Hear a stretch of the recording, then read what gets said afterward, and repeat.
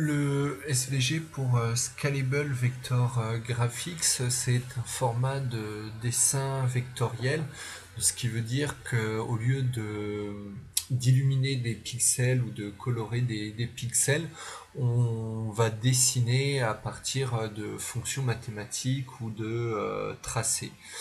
C'est donc un format qui permet de zoomer au sein d'une image sans perdre en qualité. Toutefois, il y a une première subtilité, c'est que le point 0,0 est en haut à gauche, alors qu'en mathématiques, on a plutôt tendance à ce qu'il soit en bas à gauche. Donc quand on va tracer des dessins ou des graphiques, il faut bien penser à cette particularité et il existe, on verra un peu plus tard, des méthodes entre guillemets pour retourner l'axe des Y de manière à ce qu'il soit de manière plus traditionnelle tourné vers le haut.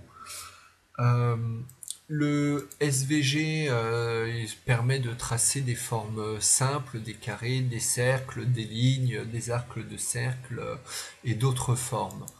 Il est possible d'attribuer des attributs, par exemple la position, le centre du cercle, son rayon, également la couleur de remplissage, la couleur du tour et beaucoup d'autres choses.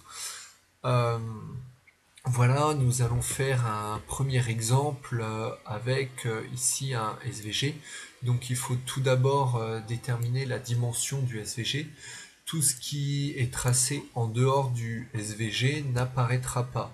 On va le voir ici, par exemple en forçant la ligne à 600, alors que ça fait 500, la ligne ne sera pas complète.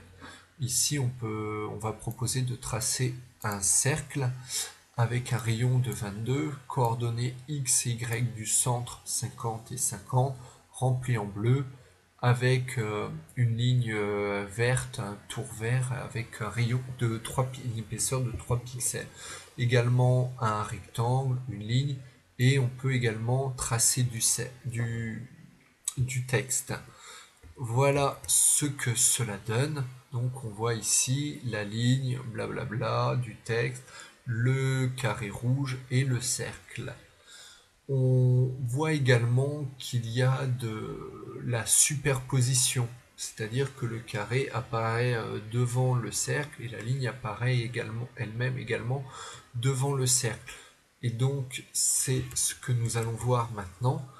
Il est l'ordre du SVG, c'est que le premier objet dessiné est en dessous. Donc on va aller du premier objet sur la première couche et ensuite on va venir tracer par-dessus. Ici, j'ai tracé différents rectangles de différentes couleurs, et donc le vert, le orange, le bleu, le jaune et le noir. Et donc, on voit sur cet exemple qu'ils apparaissent dans l'ordre pour lequel on les a tracés. Donc le vert, le orange, le bleu, le jaune et le noir. On a donc vu là les premiers points avec le SVG.